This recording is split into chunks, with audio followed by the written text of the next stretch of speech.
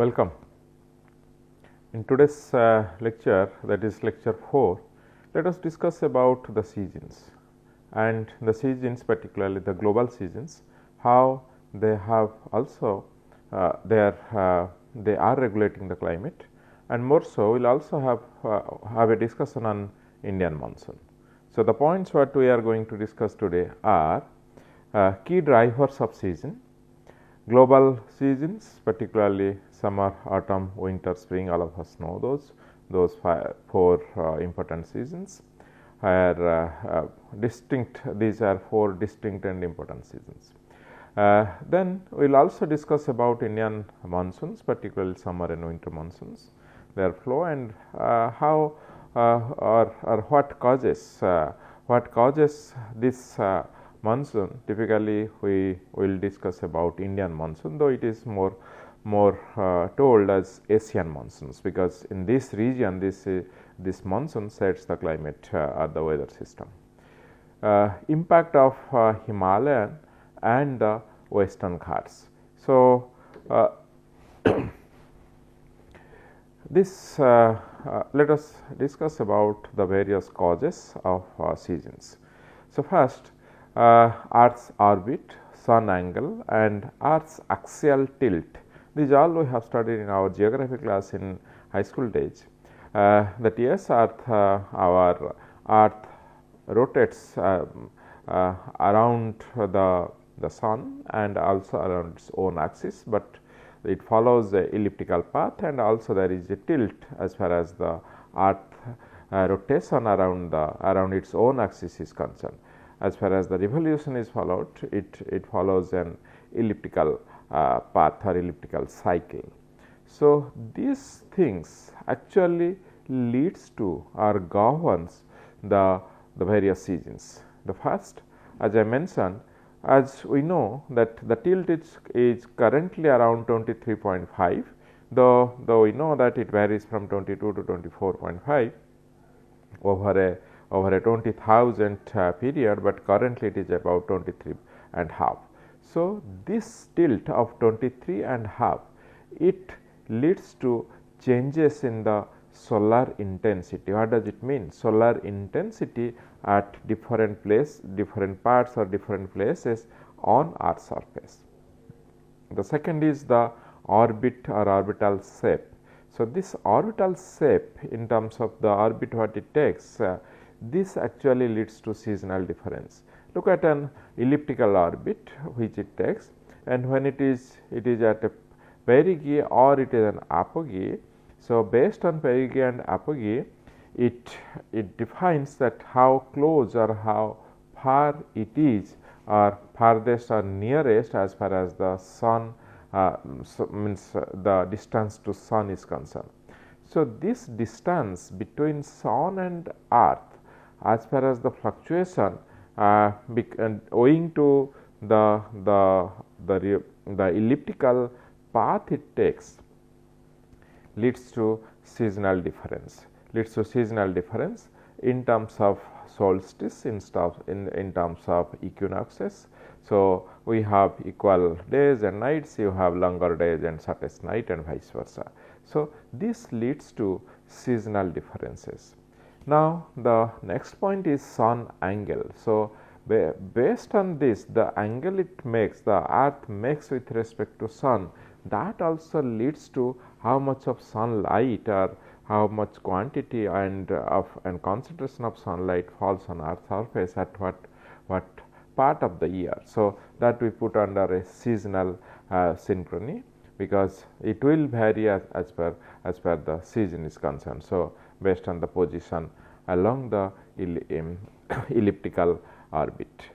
The next is the day length. As I just mentioned, in terms of equinoxes and solstice. So, equinoxes, the day length is perfectly balanced. So, 12 plus 12 hours. But as we go for solstice, so summer and winter you have a longest time period as far as the night is goes, whereas it is vice versa as far as the solar solstice. So, that is how That is how our summer solstice and winter solstice, I just repeat it. So, day length alters the warming which we understand with respect to solstice and equinoxes. The fifth is fifth point is earth rotation, that means day and night. This day and night, alternate day and night, these also are related to the various axial tilt, sun angle and earth surface, and they form the major or the broader causes as far as the seasons are concerned. So, these three diagrams here very well explains that the elliptical path around this and the tilt it makes, and then the sun angle it makes, and let us say here around the Arctic circle it makes a different angle, and here you see the angle that it makes with respect to this, we put it at in terms of sun angle. So, the sun at a means high sun closer to this, and at a low sun where it is at a horizon. So, we have a fluctuation or a diurnal fluctuation that means based on the position of the sun in comparison to the earth surface, the distance particularly. And so let us understand based on this the second important component as we understand in terms of temperature and precipitation. So, temperature, this particular figure here explains the in terms of spatial scale. So, what do you mean by spatial scale? It shows the earth in a xy plane. So, where the x axis is from 180 to 180, that means 180 east to 180 west, and in terms of y axis it is from it is shown here between 60 to 60 for depiction, 60 to 90 because the last 30 in terms of southern hemisphere has not been shown here, because where most of these are either under water or snow cover. So, that is why 60 to 90 has been shown here, but the important point is in terms of mean July temperature. When we say mean July temperature, that means it mostly starts from the solar or you say the summer solstice June 21st to the equinox in terms of September 22. So, this period mean if we take and if we plot, we can see the maximum temperature, maximum mean air temperature in terms of July is going beyond 30. So, between 30 to 40 the color bar shows over the desert areas, over the Sahara, Thar, Kalahari and all these desert areas. So, there the maximum temperature is experienced during mean July temperature, and as we move in either direction, both in north and south, we can see the temperature goes on decreasing, and it goes from 40 to maximum up to minus 30 or 40 degree centigrade. So, a mean air temperature variation in July can be seen between minus 40 to plus 40 degree centigrade over the earth surface. Move on to the phenology, the plant phenomena. Friends, as we know, we have two different or broadly different types of forest or vegetation, which we can broadly categorize as evergreen and rain green, or we say deciduous. So, this evergreen means these kind of forests or these types of forests, they hold the leaves all across the year. So, that means the photosynthesis, which is the CO2 withdrawal process from atmosphere, happens all through the year, provided all other criteria, all other conditions are optimal. And then in contrast, we also have the deciduous and the rain green vegetation. Rain green means it is only green when you have rainfall availability, moisture availability, that means during the rainy season. and it is also called deciduous because that part of the year the plants they shed their leaves. So, we also also put them under deciduous category. So, in terms of the northern hemisphere autumn, it begins at autumnal equinox 23rd or 22nd September onwards, day and night worldwide. So, days will be shortened in northern hemisphere and it will lengthen in southern hemisphere. The sun angle drops. So, that means the northern hemisphere goes towards a cooler phase. So, in response to that, the leaves they change their color. First they change their color, senescence. So, the process of changing the color or the chlorophyll pigment, the pigment is nothing but the green color by plants. So, the chlorophyll or the green color changes to yellow xanthophyll because of the xanthophyll pigment. So, the conversion of one pigment to another pigment label.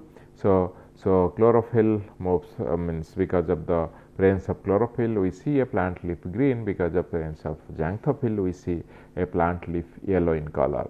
So, this process of change is called senescence, and then the plant leaf is ready to be off or to be shaded. So, this actually in terms of phenophases also during this cycle, the phenophase what I just mentioned is about the leaf, but also the flowers and fruiting follow a kind of phenophases. Okay, the flowering, fruiting and leafing, these three are put under the phenophase criteria or the variations. Now, what are the implications? What are the impacts? So, this changes in the phenophases, these changes in the leaf content of contents of the plants, okay, they lead to the impact as far as the water and carbon cycle is concerned. So, as you know, carbon cycle nothing but the photosynthesis is regulated by many processes, including the evapotranspiration, which also we take in parallel as far as the water cycle is concerned. So, water and carbon cycle is concerned, this is leading to this is directly affecting the productivity, as this productivity is nothing but the primary productivity, as we know, where the in presence of sunlight the plants they sequester carbon dioxide.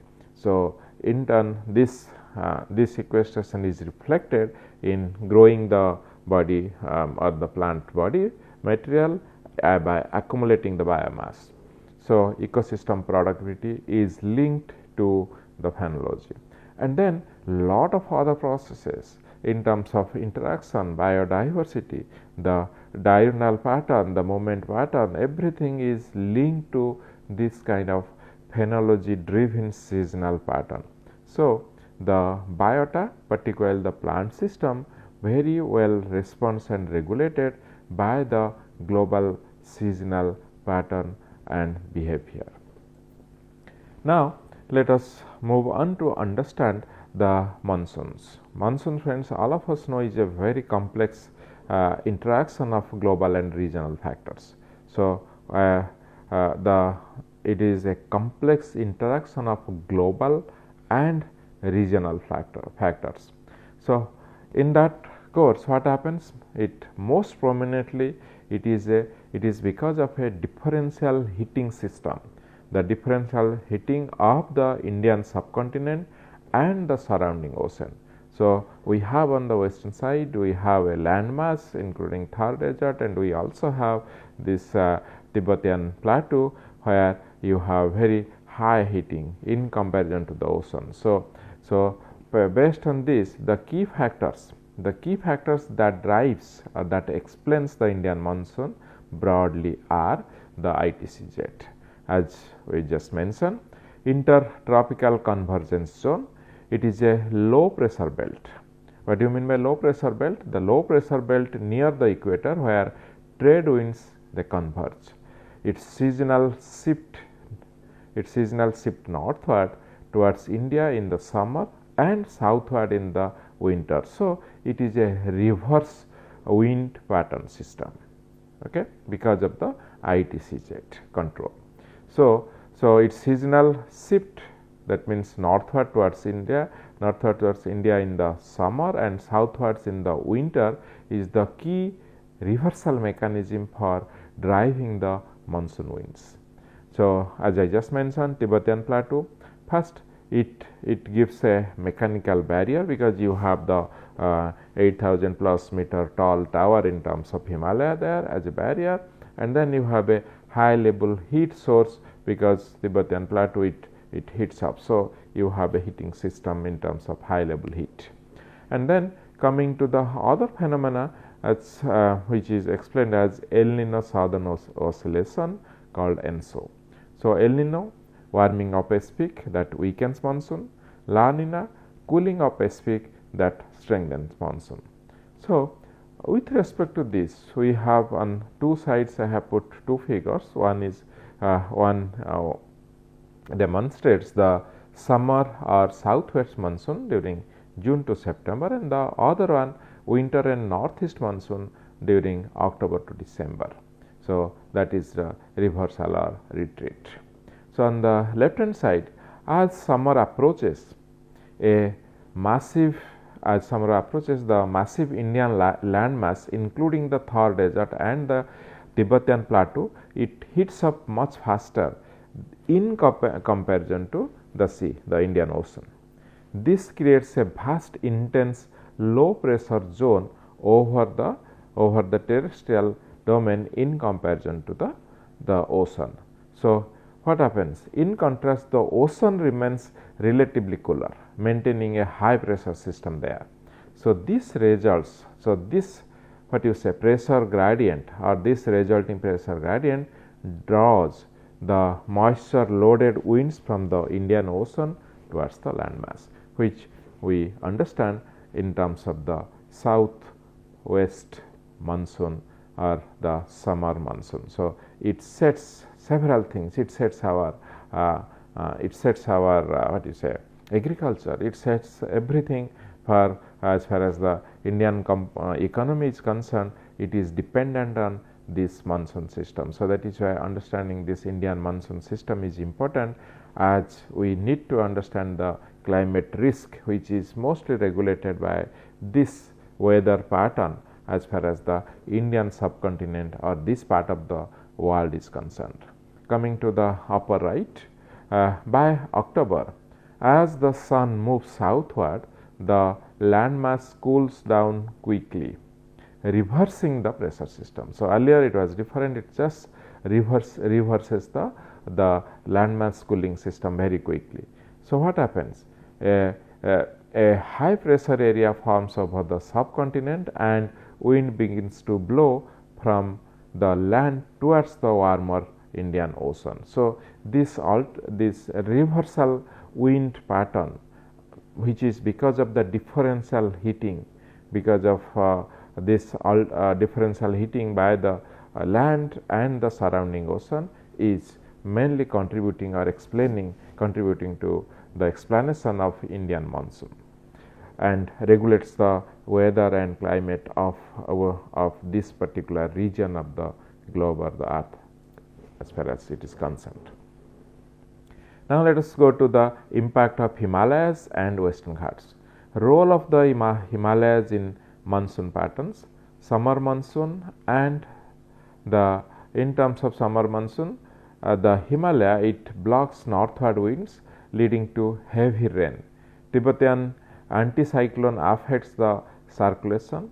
Winter monsoon, it brings snow to Kashmir and rain to the northern India in terms of western disturbance, abbreviated as WD. So, Western Ghats role in terms of monsoon: air rises along the Ghats, cools the rains. Eastern Deccan Plateau comes or falls in a rain shadow region. So, monsoon moves north and leading to heavy coastal rainfall. Now, let us understand the intense tropical cyclone.